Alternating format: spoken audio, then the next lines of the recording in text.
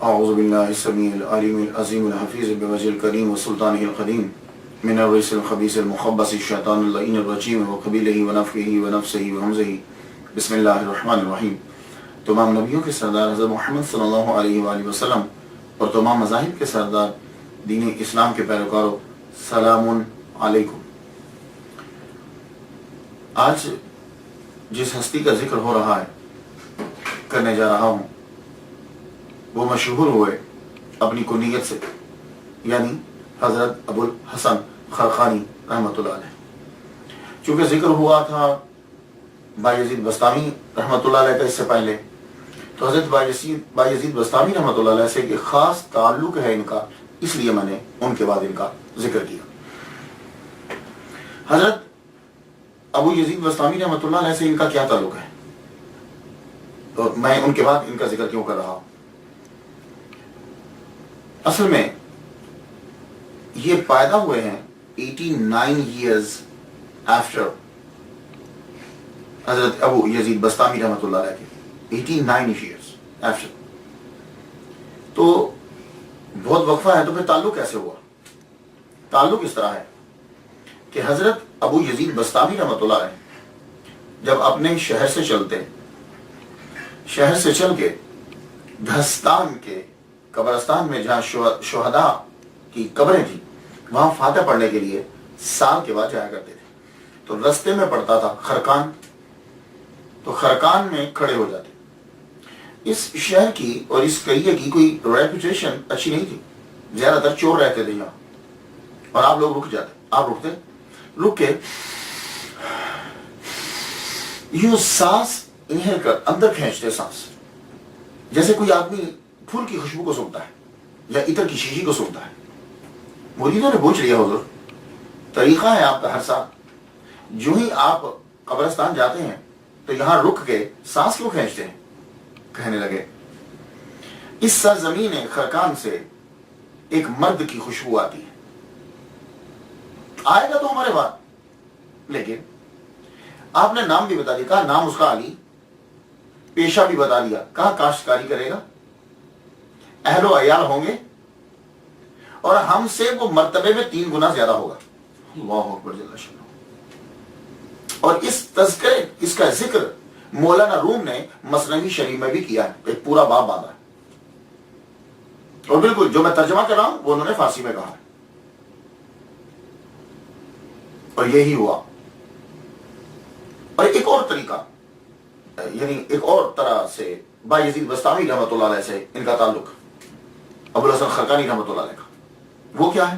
وہ تعلق بایت کا تعلق جو ہے، اس سلسلے کا تعلق بنایا جاتا ہے۔ کہتے ہیں کہ خواجہ ابو الحسن مرید مولانا ترک توسی رحمۃ اللہ علیہ کے، اور وہ مرید ہیں خواجہ آرابی کے، اور وہ مرید ہیں خواجہ مغربی کے، اور وہ مرید تھے ابو یزید بستامی رحمۃ اللہ علیہ۔ تو یعنی اس طرح سے بھی ان کے ساتھ تعلق جو ہے وہ آپ کا جوڑ دیا گیا۔ حضرت ابو یزید بستامی رحمۃ اللہ علیہ کا وصال مبارک ہوا ہے 261 ہجری میں، اور ابو الحسن خرقانی رحمۃ اللہ علیہ پیدا ہوئے ہیں 350 ہجری میں۔ تو یوں ابو الحسن خرقانی رحمۃ اللہ علیہ 89 ایئرز بعد پیدا ہوئے۔ تذکرۃ الاولیاء میں 39 سال لکھا ہے کہ 39 سال کے بعد پیدا ہوئے، تو یہ کاؤنٹنگ کے حساب سے صحیح نہیں ہے، میں ان سے اختلاف نہیں کرتا، لیکن اگر وہ 261 ہجری میں ابو یزید بستامی رحمۃ اللہ علیہ دنیا سے رخصت ہوئے ہیں اور یہ 350 ہجری میں پیدا ہوئے ہیں، تو آپ خود ہی گن لیجیے۔ تو اس لیے میں جب بھی سن بیان کرتا ہوں تو میں عرض یہ کرتا ہوں، دیکھو بھائی اس کے اندر فرق ضرور ہوگا، کیونکہ یہ پرانی جتنی صدیاں گزری ہیں وہاں شروع کے سن پہ تو دھیان دیا ہی نہیں جاتا، جب وہ مشہور ہوتے ہیں تو تب ذرا سا دھیان دیا جاتا ہے۔ تو اس لیے اگر 1-2 سال فرق پڑتے ہیں تو آپ یہ نہ کہیں فلاں صاحب نے یہ لکھ دیا، انہوں نے غلط لکھا، اب ان کے خلاف فتوے لگانے شروع کر دیں، ایسا ہرگز نہیں۔ وہ صرف ہر ایک کی اپنی ریسرچ ہوتی ہے، اس ریسرچ کے مطابق وہ اپنے صحیح نتیجے پہ پہنچا ہوتا ہے۔ تو حضرت ابو الحسن خرقانی رحمۃ اللہ علیہ، آپ کا نام جو ہے اصلی نام علی ہے، علی جعفر کے بیٹے اور وہ سلیمان کے بیٹے، لیکن ایک جگہ میں نے جعفر کی جگہ پہ احمد پڑھا ہے، کہ یعنی ابو الحسن خرقانی رحمۃ اللہ کے والد گرامی کا نام جعفر نہیں ہے، احمد ہے، لیکن God knows better۔ اور آپ اپنی کنیت ابو الحسن کی وجہ سے جو ہے وہ مشہور ہوئے۔ اور جائے ولادت آپ کی کون سی ہے؟ اب ایران کے ملک ایران جو ہے، اس کے صوبہ ہے سمنان اور اس کا ضلع ہے خرقان، وہاں آپ جو ہے وہ پیدا ہوئے۔ ایران ملک، صوبہ سمنان، اس کا ضلع ڈسٹرکٹ خرقان، وہاں جو ہے وہ آپ پیدا ہوئے۔ 350 ہجری میں آپ پیدا ہوئے ہیں اور 425 ہجری میں آپ کا جو ہے وہ وصال ہوا، تو معلوم ہوا کہ آپ کی ٹوٹل عمر جو ہے وہ 75 ایئرز ہے، 75 سال آپ نے اس زمین کے اوپر جو ہے وہ گزارے۔ میں جب بھی کبھی کسی ولی کی زندگی بیان کرتا ہوں تو سب سے پہلے میں یہ تلاش کرتا ہوں کہ انہوں نے تحصیل علم کہاں کیا۔ کیوں؟ اس لیے کہ ہمارا یہ دعویٰ ہے کہ ہمارے جتنے بھی اولیاء کرام ہیں کوئی بھی ان میں جاہل نہیں ہے۔ اللہ تعالیٰ نے جس کو اپنا دوست بنایا، جاہل کو دوست نہیں بنایا، اور جب دوست بنا لیا تو جاہل رہنے نہیں دیا۔ تو میں سب سے پہلے یہ تلاش کرتا ہوں کہ انہوں نے تحصیل علم کہاں سے کیا۔ تو ابو الحسن خرقانی رحمۃ اللہ علیہ نے قرآن اور حدیث کہاں سے پڑھی؟ تو آپ نے کسی بھی مدرسہ سے جا کر قرآن اور حدیث کا علم نہیں لیا۔ آپ مادر ذات ولی ہیں۔ دیکھیے کہ جب بایزید بستامی رحمۃ اللہ علیہ 89 ایئرز پہلے آپ کی ولادت کی خبر دے رہے ہیں تو یہ آپ کی ولایت کی نشانی ہے۔ اور آپ فرماتے ہیں کہ میں اپنے ماں کے پیٹ میں تھا تو مجھے معلوم تھا چیزوں کا، کئی چیزیں مجھے یاد ہیں۔ تو تکوینی ولی جسے کہا جائے، ٹرمینالوجی کے اندر کہا جائے گا کہ یہ تکوینی ولی ہے۔ تکوینی ولی وہ ہوتا ہے کہ جو پڑھ کے نوافل پڑھ کے نہیں بنتا، اللہ تعالیٰ کی عطا ہوتی ہے اور اللہ تعالیٰ عطا فرما دیتا ہے اسے، اور وہ پیدائشی ولی ہوتا ہے۔ ابو الحسن خرقانی رحمۃ اللہ علیہ یہ نقش بندیوں اور مجددیوں کے 7ویں امام ہیں۔ یہ سن لیجئے، نقش بندیوں اور مجددیوں کے 7ویں امام ہیں، یہ پیشوا ہیں۔ تو آپ پیدائشی طور پر جو ہے وہ ولی، تو گویا کہ گھر کے اندر ہی آپ کو بنیادی چیزیں جو ہیں وہ ملتی جا رہی ہیں۔ لیکن ہم یہ نہیں کہہ سکتے کہ فلاں مدرسے میں پڑھا، فلاں استاد کے شاگرد تھے یہ۔ ہاں، یہ آپ کا طریقہ تھا کہ جب آپ پر نماز فرض ہو گئی تو پھر آپ کیا کرتے تھے؟ عشاء کی نماز وہ جو ہے خرقان میں آپ ادا کرتے اور اس کے بعد آپ چلتے بایزید بستامی رحمۃ اللہ علیہ کے روزہ کی طرف آپ چلتے۔ بایزید بستامی رحمۃ اللہ علیہ کے روزے کے اوپر جا کر مراقبہ فرماتے آپ۔ جب آپ مراقبہ کرتے وہاں تو مراقبہ کے بعد، فاتحہ کے بعد آپ دعا مانگتے۔ اب دعا مانگتے ہیں، اے اللہ جو فضل تو نے ابو یزید بستامی رحمۃ اللہ علیہ کو دیا ہے وہ ابو الحسن کو بھی عطا فرما۔ پھر آپ واپس الٹے پاؤں واپس آتے۔ اب جا کر دیکھ لیجیے آپ کہ بستام اور خرقان کا کتنا فاصلہ ہے، سمجھ آ گئی؟ تو اب آپ واپس جب آتے تو اب آپ کمر نہیں کرتے، یوں منہ روزہ کی طرف اور یوں واپس پلٹتے جاتے۔ 12 سال تک آپ نے یہی کام کیا۔ بلوغت کے بعد 12 سال تک آپ کا یہ طریقہ تھا۔ عشاء کی نماز آپ خرقان میں ادا کرتے، نماز ادا کرنے کے بعد بایزید بستامی رحمۃ اللہ علیہ کے روزے پر جاتے، وہاں مراقبہ کرتے اور یہی دعا روز مانگتے۔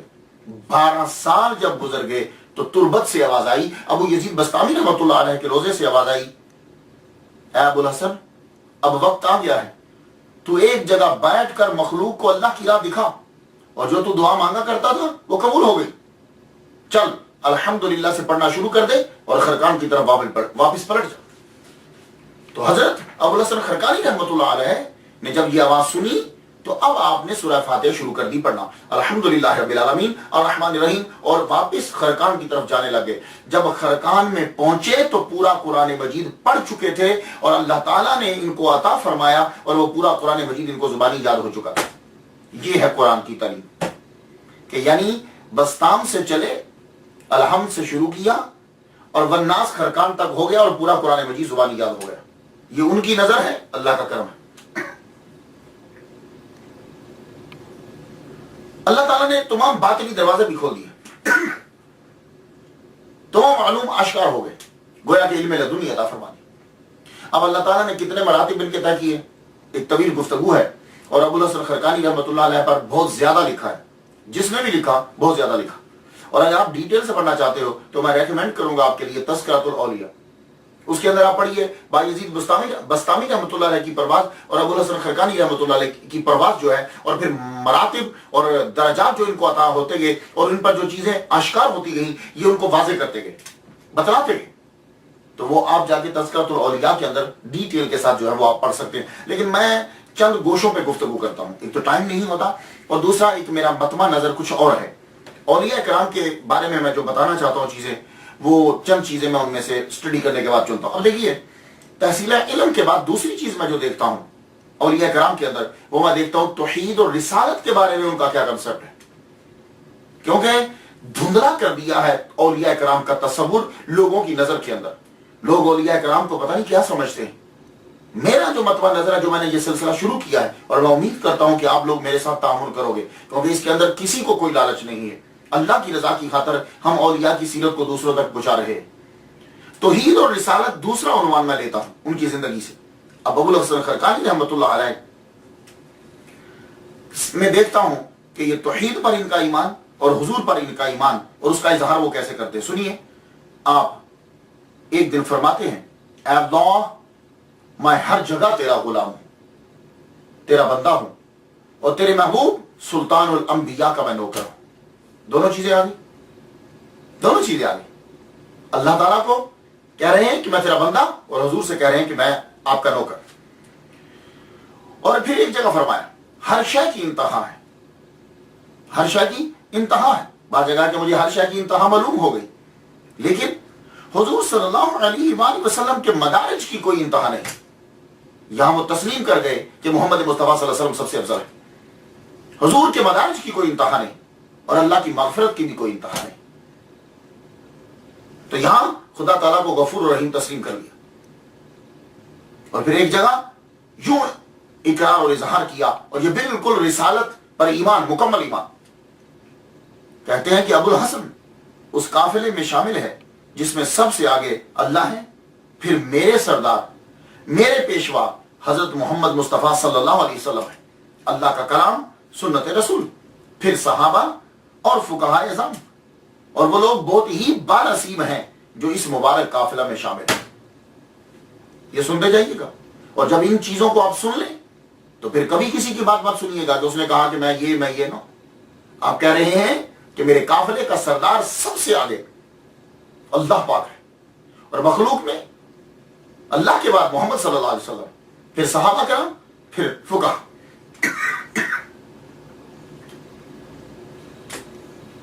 تو اس سے معلوم ہوا کہ آپ کا صحابہ پر بھی یقین، توحید اور رسالت. اور ایک دن فرمایا آپ نے، نہ میرا جسم ہے، نہ دل، نہ زبان، میری ان تینوں چیزوں میں اللہ ہی اللہ ہے. قل ان صلاتی و نسکی و محیای و مماتی للہ رب العالمین. ہر شے ہمارا جسم تک ہمارا نہیں، تینوں پر اللہ ہی اللہ ہے. فرمایا جس دل میں اللہ کے سوا کوئی اور ہو وہ دل مردہ ہے. یہاں سے پتا چلا کہ وہ فنا فی توحید ہے. اور فرماتے ہیں ساری عمر اس طرح گزاری ہے کہ ایک سجدہ بھی فرمان مصطفیٰ صلی اللہ علیہ وآلہ وسلم کے خلاف نہیں کیا. یہاں سے اتباع سنت کا ثبوت بھی مل گیا.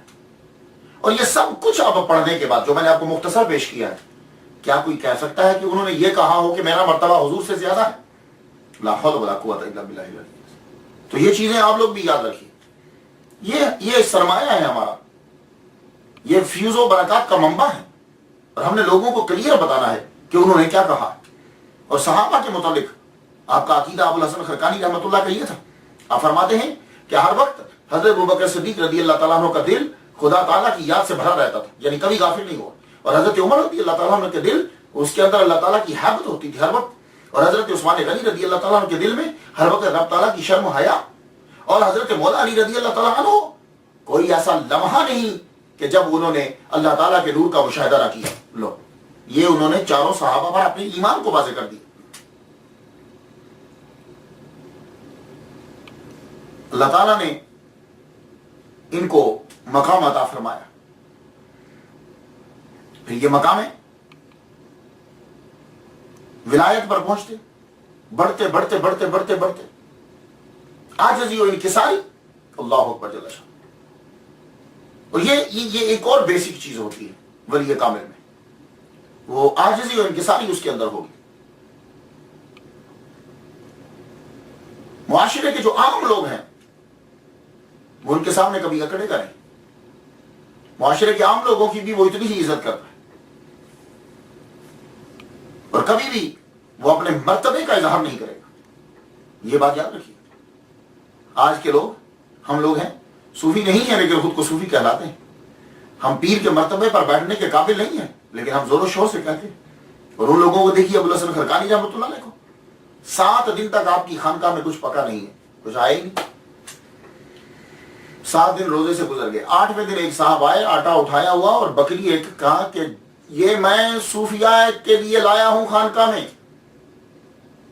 صوفیاء کے لیے لایا ہوں۔ تو معلوم ہے ہم نے کیا کہا؟ آپ نے کہا بھائی میں تو صوفی نہیں ہوں، جو تم میں سے صوفی ہے، جس کی ہمت ہے وہ اٹھ کے لے لے۔ اس شخص کو وہ دونوں چیزیں واپس لے جانا پڑے، یہ عاجزی و انکساری۔ 40 سال کے مجاہدے کے بعد آپ کا امتحان ہوتا ہے۔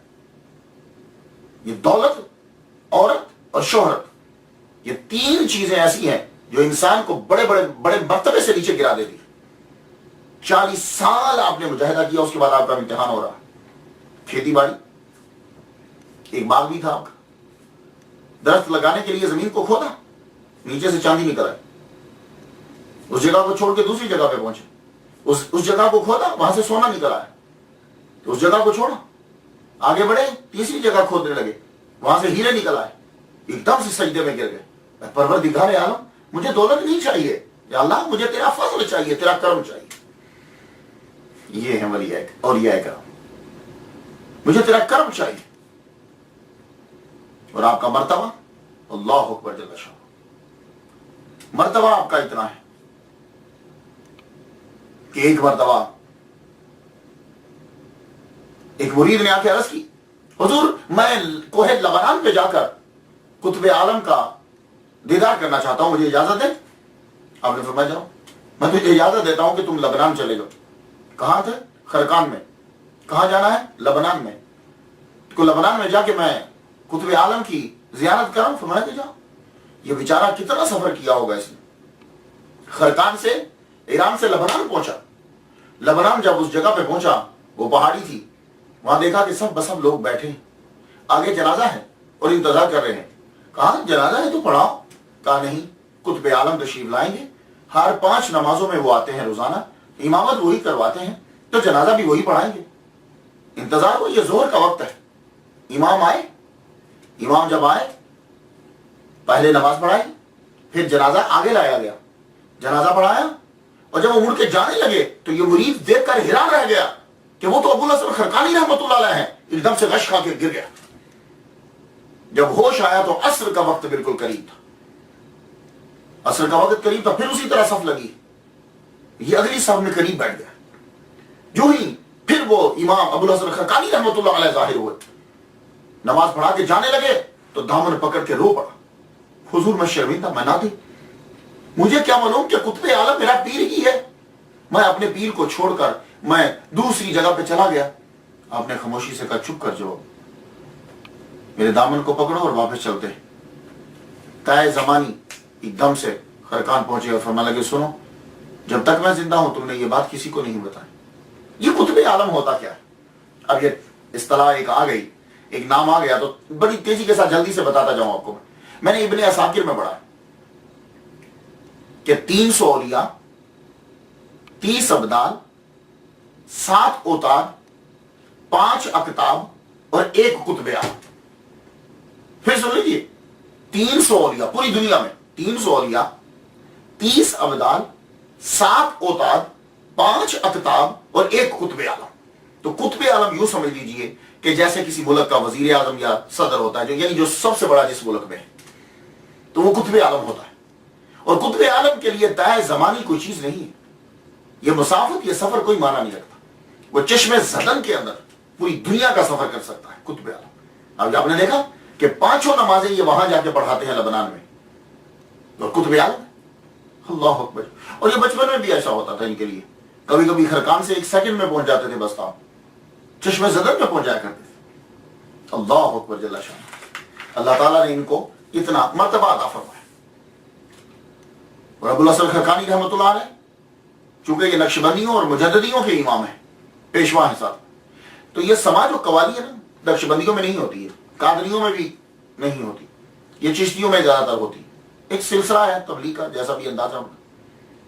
یہ سماج جو ہے ایک متنازع مسئلہ ہے، لیکن میں آپ کو بتا دوں ابوالحسن خرقانی رحمۃ اللہ علیہ جو فرمایا کرتے تھے کہ سماج کے ذریعے نہیں، تم قرآن کے ذریعے سے خدا کی حد تک پہنچو، تو قرآن پڑھنے کو بڑا ترجیح دیتے تھے کہ زیادہ سے زیادہ جو ہے وہ قرآن مجید کو پڑھو، اور فرمایا کرتے تھے کہ سماع اس کے لیے جائز ہے، قوالی اس کے لیے جائز ہے کہ جو عرش سے لے کر تحت الثری تک ہر شے کو ایک نظر سے دیکھ رہا ہو۔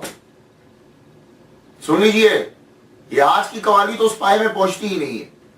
تو میں اس کی تشریح یوں کرتا ہوں کہ سماع مخصوص ارشادات، مخصوص آلات، مخصوص لمحات، مخصوص حضرات میں ہوتا ہے، بس۔ یہ تو قوالی آج کی جو ہے یہ تو فراڈ ہے، گانا ہے سراسر۔ وہ جو قوالی کیا بھی کرتے تھے نا، جو سماع جو جن اولیاء کرام کے سماع ہوتا تھا، ذرا پلیز اسے پڑھ لیجئے۔ وہ کیا ہوتا تھا؟ وہ لوگ خود باوضو ہوتے تھے، شرع کے پابند ہوتے تھے، محفل میں کسی بچے کو بیٹھنے کی اجازت نہیں ہوتی تھی، اور سننے والے بھی باشرع ہوتے تھے، اور کلام بھی مخصوص ہوتا تھا۔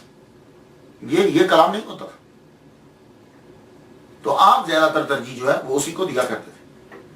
اور پھر ایک اور بات جو اولیاء کرام میں دیکھتا ہوں، وہ یہ دیکھتا ہوں کہ میرا یہ یقین ہے کہ جو جتنا اللہ کے قریب ہوگا وہ اتنا ہی اس کے بندوں کی خدمت بھی کرے گا، اس کے لیے آسانی کرے گا۔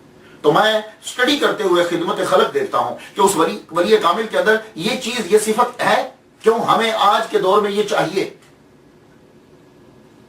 تو خدمت خلق حضرت ابوالحسن خرقانی رحمہ اللہ تعالیٰ کے اندر ہم اس چیز کو دیکھتے ہیں۔ تو آپ نے بھی خانقاہ بنائی ہے، لنگر خانہ کھولا ہے، اور ہر ولی کا یہ طریقہ ہوتا ہے۔ لیکن ابوالحسن خرقانی رحمۃ اللہ علیہ کا خاص جملہ سماعت کر لیجئے اس کے اندر۔ آپ فرماتے ہیں کہ 24 گھنٹوں میں کسی مومن کو جو تکلیف نہ دے، گویا کہ وہ حضور کی محبت میں رہا ہے۔ یعنی رات اور دن میں کسی بھی مسلمان کو تکلیف نہیں دی تو گویا کہ وہ حضور کی محبت میں رہا، اور جس نے رات اور دن 24 گھنٹے کے اندر کسی لمحے بھی کسی مومن کو تکلیف دے دی، اس نے اس دن کی ساری عبادت کو ضائع کر دیا۔ اللہ اکبر جل شانہ۔ یہ ہیں ولی کامل، جن کو ہم پیر کہتے ہیں۔ یہ ہیں کہ ایک مومن کو تکلیف دے دی تو پورے دن کی عبادت جو ہے وہ ضائع ہو گئی۔ تو فرماتے ہیں اللہ سے دوستی کا دعویٰ اس شخص کا جھوٹا ہے کہ جس کو اس کی مخلوق سے پیار نہیں۔ تم کہتے ہو کہ میں اللہ سے پیار کرتا ہوں اور اس کی مخلوق سے نفرت کرتے ہو، یہ دعویٰ تمہارا جھوٹا ہے۔ اور مہمان، یہ بھی خدمت خلق میں آتا ہے۔ مہمان جب کسی کے گھر میں آ جاتا ہے تو حضرت ابوالحسن خرقانی رحمۃ اللہ علیہ نے یہ فرما دیا ہے کہ مہمان جب تمہارے گھر میں آ جائے تو سارے جہان کی نعم، یعنی جسے اردو میں نعمتیں کہتے ہیں، سارے جہان کی نعمتیں ایک لقمہ بنا کر اگر اس مہمان کے منہ میں دے دی جائے، یعنی اس کو پیش کر دی جائے کھانے کے لیے، سارے جہان کی نعمتیں، تو تب بھی حق ادا نہیں ہوگا۔ یہ ہے ولی کام۔ اس لیے ہم انہیں مانتے ہیں۔ اس لیے میں کہتا ہوں کہ if you want to change your life, listen and read the stories of friends of Allah۔ اس لیے میں کہتا ہوں کوئی چیز کلک کر جائے گی آپ کو، اس لیے شامل ہو جائیے آپ میرے ساتھ تاکہ ہم یہ پیغام آگے تک پہنچا سکیں۔ تقویٰ کے بارے میں پڑھا جاتا ہے، سنا جاتا ہے کہ تقویٰ ہے کیا۔ مختلف لوگوں نے مختلف تعریف کی ہے۔ حضرت ابوالحسن خرقانی رحمۃ اللہ علیہ کیا فرماتے ہیں؟ فرماتے ہیں کہ تقویٰ کیا ہے؟ اس طرح زندگی بسر کر کہ کرامن کاتبین کو واپس بھیج دے۔ اب اس چیز کو ذرا سمجھیے گا۔ اس طرح زندگی بسر کر کہ کرامن کاتبین، یعنی یہ دونوں فرشتے بیٹھ کے ان کی ضرورت ہی نہ رہے، واپس چلے جائے۔ اگر ایسا نہیں تو رات کے وقت ان کے ہاتھ سے دیوان لے لیں، اور اگر یہ بھی نہیں کر سکتے تو کم از کم یہ تو کرو کہ جب فرشتے واپس جائیں اللہ کے پاس تو یہ کہیں کہ وہ نیکی اس نے کی تھی۔ یعنی تیری زندگی اس طرح کی ہونی چاہیے، ضرورت ہی نہ رہے، ڈائریکٹ تیرا رابطہ اللہ تعالیٰ سے، اور اللہ تعالیٰ کا ہر کام تو کر رہا اور فنا ہو اس کی توحید کیا۔ اور میں نے جو یہ ولی کامل پہلے دیکھے ہیں کہ جنہوں نے مومن کی طاقت کے اسرار کھول دیے، کہ مومن کے اندر طاقت کتنی ہوتی ہے۔ ہم لوگ اپنے آپ کو کمزور سمجھتے ہیں، اس کی وجہ یہ ہے کہ ہم نے روحانیت کو چھوڑ دیا ہے۔ جب ہم روحانیت کے اندر آ جائیں گے، ولیوں کے پیچھے چلنے لگ جاتے ہیں، ولایت کے راستے پہ چلتے ہیں، تو پھر کیا ہوتا ہے؟ اب مومن کی طاقت کو ابوالحسن خرقانی رحمۃ اللہ علیہ کی نظر سے سن لیجیے۔ آپ فرماتے ہیں، ابوالحسن خرقانی رحمۃ اللہ علیہ نے فرمایا، کہتے ہیں کہ ایک مومن کو، ظاہر یہاں مومن سے مراد ولی کامل ہے، ایک مومن کو 40 فرشتوں کی ہیبت عطا کی جاتی ہے، یعنی اس کے اندر جو پاور ہوتی ہے وہ 40 فرشتوں کی ہیبت اور دبدبہ عطا کیا جاتا ہے، اور یہ ہیبت پوشیدہ رکھ دی جاتی ہے تاکہ بندوں کے ساتھ میل جول جو ہے وہ رہے۔ سب سے پہلے انہوں نے یہ سر کو کھول دیا کہ ایک مومن کے اندر 40 کم از کم 40. اور آپ نے فرمایا یہ ابو الحسن خرقانی رحمۃ اللہ علیہ مجددیوں اور نقشبندیوں کے ساتھ میں پیشوا کہتے ہیں کہ 3 جگہیں ایسی ہیں کہ فرشتے ہیبت کھاتے ہیں، یعنی ڈرتے ہیں، خوف لاتے ہیں. کس سے؟ ہم سے، آپ سے، ہم لوگوں سے نہیں. یہ ولی کامل کی بات ہو رہی. پہلی جگہ ملک الموت جب وہ جان لینے آتے ہیں، دوسری یہ کرام کاتبین لکھتے ہوئے، اور تیسری جگہ منکر نکیر سوال کرتے ہوئے خوف کھاتے ہیں ولی کامل سے، مومن سے. اب پھر وہی مسئلہ آ گیا کرامت کا. آپ بھی سچے اور سچے اولیاء کی طرح کرامت دکھانے سے بھاگتے ہیں. فرماتے ہیں کہ اللہ نے مجھے بڑی طاقت عطا فرمائی، مگر لوگوں پر روب جمانے کے لیے کرامت کا اظہار میں نہیں کرتا. دیکھ لیا آپ نے، آج کل لوگ فوراً ذرا کوئی خواب آیا نہیں تو صبح بتایا نہیں تاکہ لوگوں کے اوپر اثر پڑے، اور کرامات لکھتے جاؤ. تو فرماتے ہیں میں کرامت کا اظہار نہیں کرتا. کہی کیوں؟ کیونکہ جو ظہور کرامت کی خواہش رکھتا ہے اس پر اللہ کرامت کے دروازے بند کر دیتا.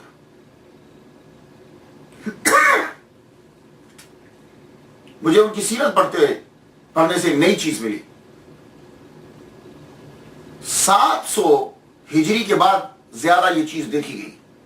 وہ کیا ہے؟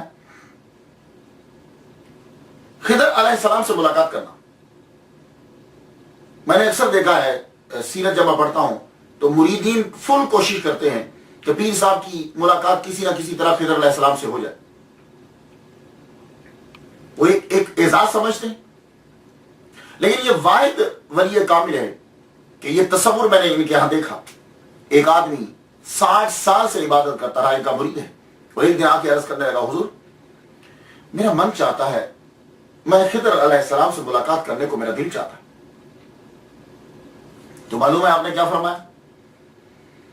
آپ نے فرمایا چلو تم نے ساری زندگی کی عبادت کو ضائع کر دی. وہ آدمی کیا کہہ رہا ہے، مرید کیا کہہ رہا ہے کہ میرا دل چاہتا ہے کہ میں خضر علیہ السلام سے ملوں. آپ نے فرمایا تم نے 60 سال کی عبادت جو تم نے کی ہے وہ تم نے ضائع کر دی ہے. اب اس کے ازالے کے لیے جاؤ، مزید عبادت کرو. تو تم نے اتنی عرصے عبادت کرنے کے بعد پھر بھی ایک مخلوق سے ملنا چاہا. تیرے من میں خالق کی طلب کیوں نہیں پیدا ہو؟ یہ ایک نیا کنسپٹ ہے جو میں حضرت ابو الحسن خرقانی رحمۃ اللہ علیہ میں دیکھ رہا ہوں. ادروائز ہر ایک کی آرزو ہوتی ہے کہ میں حضرت خضر سے ملوں، میں حضرت خضر سے ملوں. تو آپ فرماتے ہیں پھر بھی مخلوق کا ہی تصور آیا. کرامت دکھائی جاتی ہے ایمان کو مضبوط کرنے کے لیے یا حقیقت کا اظہار کرنے کے لیے. تو آپ سے بھی کبھی کبھی کرامت ظاہر ہوئی، لیکن اس لیے نہیں ظاہر ہوئی کہ لوگوں پہ دبدبا بیٹھے. ایمان مضبوط ہو لوگوں کا. آپ اپنی خانقاہ میں جلوہ فرما ہیں، خانقاہ میں بیٹھے ہوئے شیخ المشائخ حضرت عبداللہ داستانی رحمۃ اللہ علیہ تشریف لائے. جب وہ خانقاہ میں آئے انہوں نے آتے ہی کیا کیا، مریدین بیٹھے ہوئے، ان کے سامنے تشت پڑا ہوا ہے، تشت ٹرے، اس میں پانی ہے. آپ نے یوں ہاتھ ڈال کے ایک مچھلی نکال دی. حضرت موڈ میں تھے، حضرت ابو الحسن خرقانی رحمۃ اللہ علیہ. آپ کے سامنے تندور چل رہا تھا جس میں روٹیاں لگاتے ہیں، آپ نے اس کے اندر ہی ہاتھ ڈال دیا. ہاتھ ڈال کے جب نکالا تو زندہ مچھلی. فرمایا کہ پانی میں سے نکالنا کوئی بڑی بات نہیں ہے، ہم نے جلتی ہوئی آگ میں سے مچھلی نکال دی. اس سے مریدوں کا ایمان اور مضبوط ہو گیا.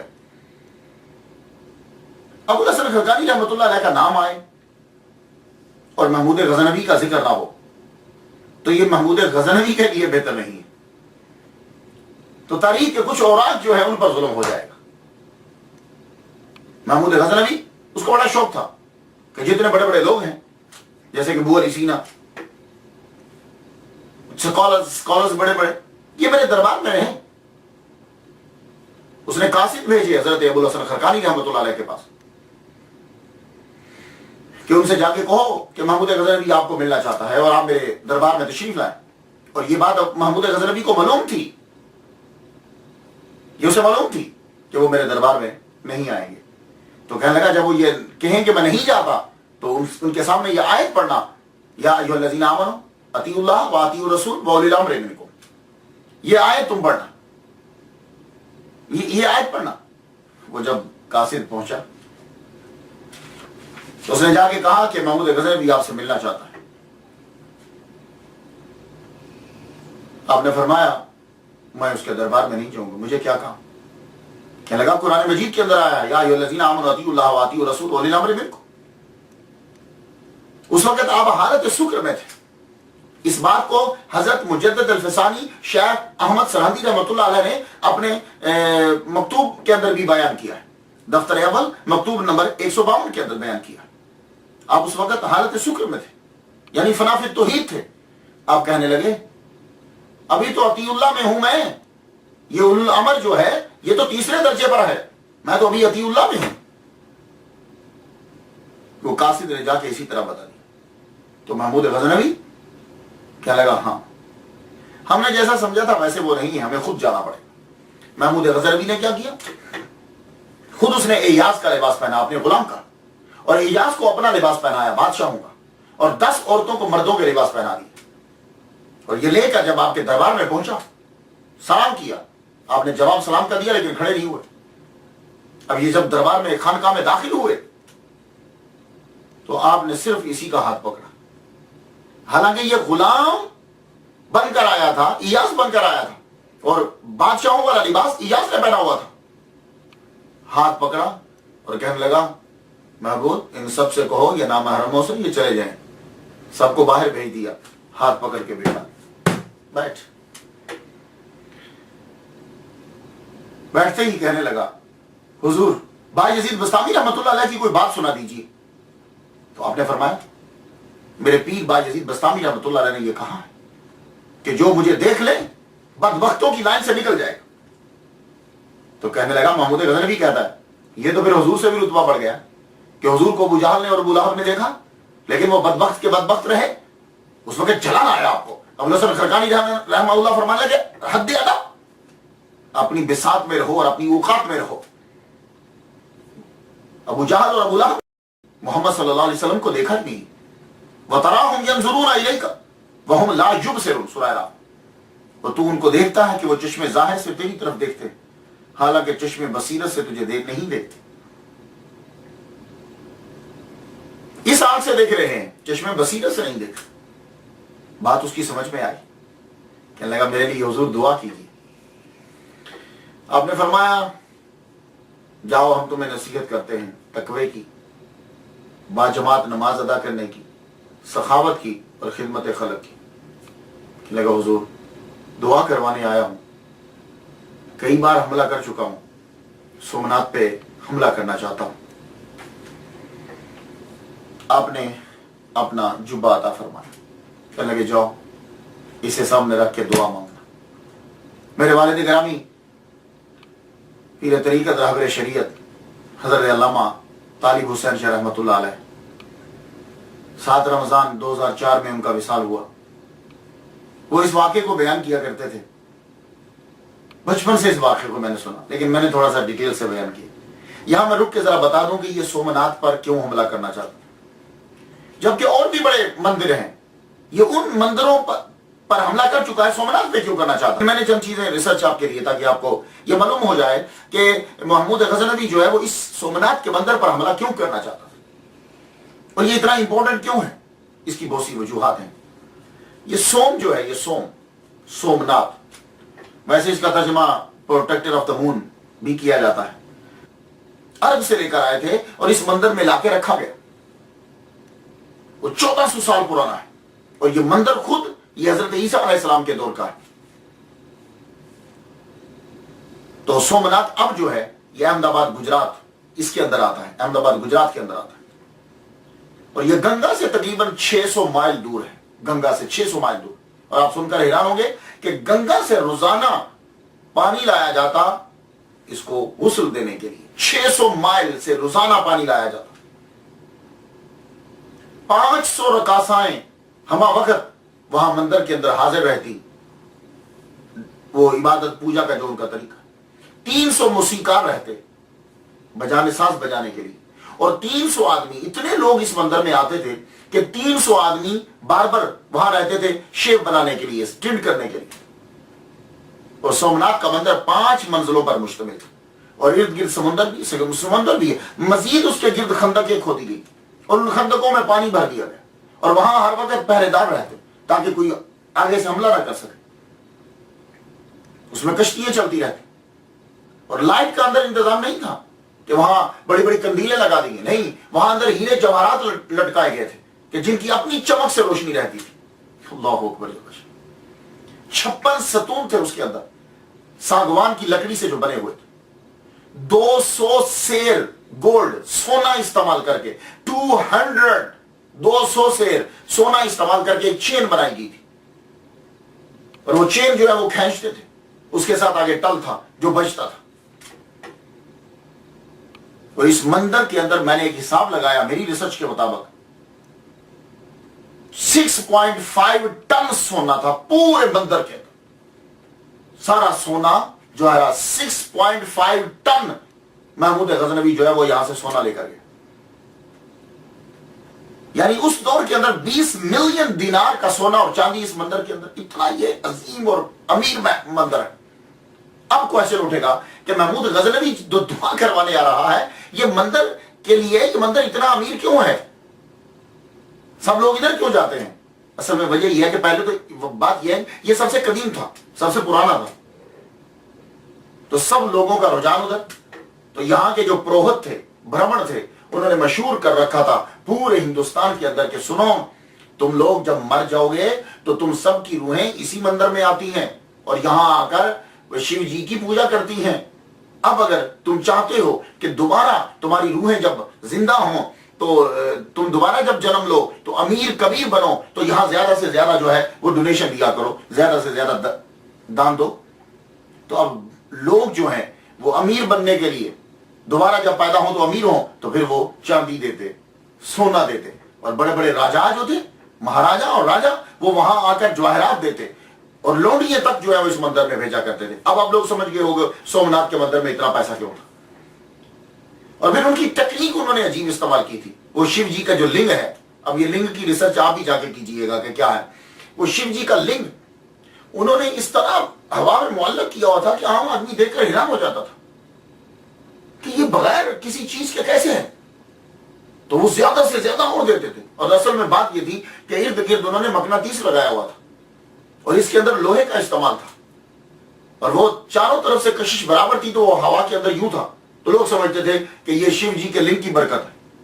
اور آج بھی آپ جا کے دیکھ لیجئے, اس لنگ کے اوپر بالکل ایک چاندی کی بنائی ہوئی یوں, اور اس میں دودھ ڈالتے ہیں, نیچے ہلکا سا سوراخ ہے, وہ ہر وقت اس کے اوپر دودھ جو ہے وہ گرتا رہتا ہے. اور یہ لوگ وہاں پھول ڈالتے ہیں, کھانا ڈالتے ہیں, ایک دفعہ ڈال کے پھر دوبارہ ڈالتے ہیں, پھر وہاں سے لے کے آگے جاتے ہیں اور یوں لگا کے چومتے بھی رہتے ہیں.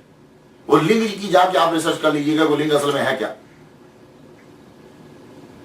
تو یہ مندر جو ہے, تو وہ مندروں کو اس لیے نہیں حملہ کرتا تھا محمود غزنوی کہ یہ عبادت خانے ہیں, نہیں. اصل میں وجہ یہ تھی کہ اس دور کے اندر جتنے بھی مندر تھے وہ سیاسی مرکز ہوتے تھے, وہیں سے احکامات جاری ہوتے تھے اور وہیں سے کنٹرول کیا جاتا تھا ملک کو.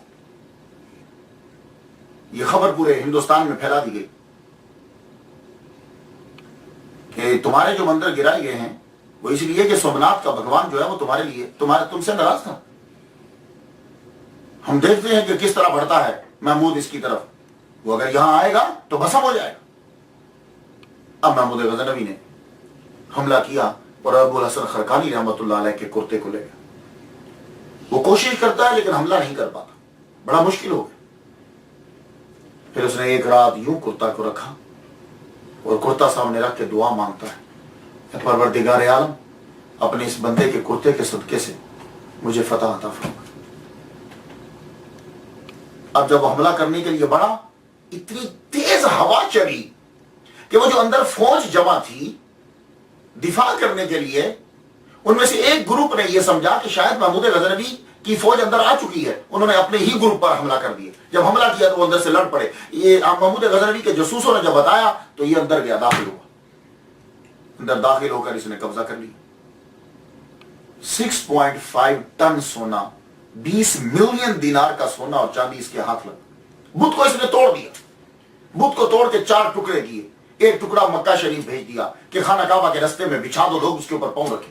ایک ٹکڑا مدینہ شریف بھیج دیا کہ مسجد نبوی کے رستے میں بچھا دو، لوگ اس کے اوپر پاؤں رکھے. اور ایک ٹکڑا اس نے غزنی کی مسجد کے سامنے انٹرنس پہ بھیج دیا کہ لوگ اس کے اوپر جو ہے وہ پاؤں رکھے. اور ایک ٹکڑا جو ہے وہ اس نے اپنے رائل پیلس کے سامنے جا کے رکھا دیا رستے میں کہ لوگ اس کے اوپر پاؤں لے کے چڑھیں اس کے اوپر. ایون کہ سومناتھ کے مندر کے دروازے بھی محمود غزنوی اکھیڑ کے لے گیا اور وہ جا کے اس نے لگائے. اس کے بعد جب برٹش نے جب غزنی پر حملہ کیا تو وہ دروازے واپس لے کر آئے، لیکن وہ دروازے اصلی جو ہے وہ نہیں تھے.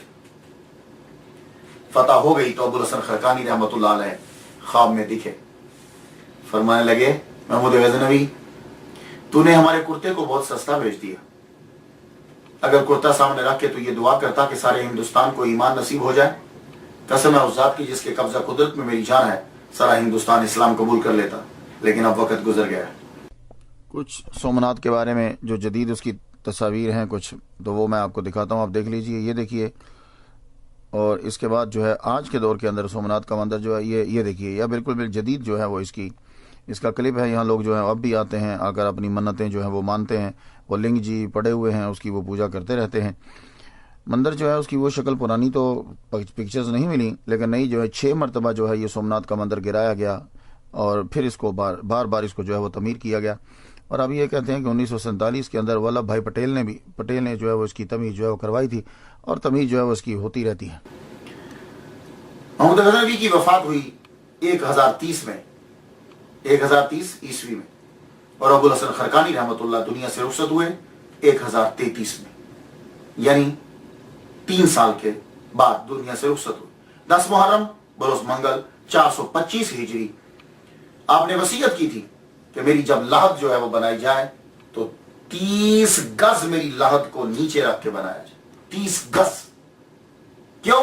میں نہیں چاہتا کہ میری لحد جو ہے وہ میرے پیر ابو یزید بسطامی رحمۃ اللہ علیہ سے بلند ہو جائے. تو آپ شہر بسطام کے گاؤں خرقان میں آپ کا مزار ہے. یہ حضرت ابو الحسن خرقانی رحمۃ اللہ علیہ کا مزار جو ہے وہ دیکھیے، زیارت کیجیے. ان کی بہت خوبصورت بنایا گیا. یہ دیکھیے، دور سے اس کی ایک جھلک ملاحظہ کیجیے. اور یہ اس کے اوپر ان کے بارے میں تحریر کیا گیا ہے، فارسی کے اندر جو ہے وہ لکھا ہوا ہے. یہ پھر مزار شریف، نیچے سے اس کی ایک پکچر جو ہے وہ ملاحظہ کیجیے. یہ محراب ہے آپ کی مسجد کا، حضرت ابو الحسن خرقانی رحمۃ اللہ علیہ کی مسجد کا محراب. یہ جو ہے انٹرنس ہے، مین گیٹ ہے، اس کے اوپر جو نیلا کلر آپ کو نظر آ رہا ہے، یہاں حضرت بھائی یزید بسطامی رحمۃ اللہ علیہ نے جو ان کے بارے میں پیش گوئی کی تھی وہ اس کے اوپر ساری تحریر ہے، آپ اس پہ پڑھ سکتے ہیں. اور ان کے بارے میں مختلف جو ہیں ان کے اشعار کہے ہوئے اور ان کی چیزیں، اور یہ ان کا مزار ایک رات کا ایک جو ہے یہ منظر ہے. آج بھی لوگ جو یہ دیکھیے، شیخ ابو الحسن خرقانی رحمۃ اللہ تحریر کتاب خانہ، آج بھی لوگ یہاں آتے ہیں، مرجع خلائق ہیں. اور جو ان کے قبر کے اوپر ہاتھ رکھ کے، وہ وائٹ پتھر کے اوپر ہاتھ رکھ کر جو دعا مانگتا ہے، اللہ تعالیٰ اس کی دعا کو جو ہے وہ قبول فرما لیتا ہے. آج بھی لوگ جو ہے وہ یہاں آتے ہیں، اس کے اوپر ہاتھ رکھتے ہیں اور دعا. دنیا آج بھی جاتی ہے وہاں ایک پتھر نصب ہے. آپ نے فرمایا تھا جو اس کے اوپر ہاتھ رکھ کے دعا مانگے گا اللہ تعالیٰ اس کی دعا کو قبول کر لے گا. اور لوگ جو ہے دعا مانگتے ہیں اور اللہ تعالیٰ اس دعا کو جو ہے وہ قبول فرماتا ہے. میں نے تو ان کے لیے فاتحہ پڑھ لی، آپ لوگ جو ہیں وہ بھی ان کے لیے فاتحہ پڑھ لیجئے. اللہ تعالیٰ قبول فرمائے. اجازت دیجیے. وآخر دعوانا الحمدللہ رب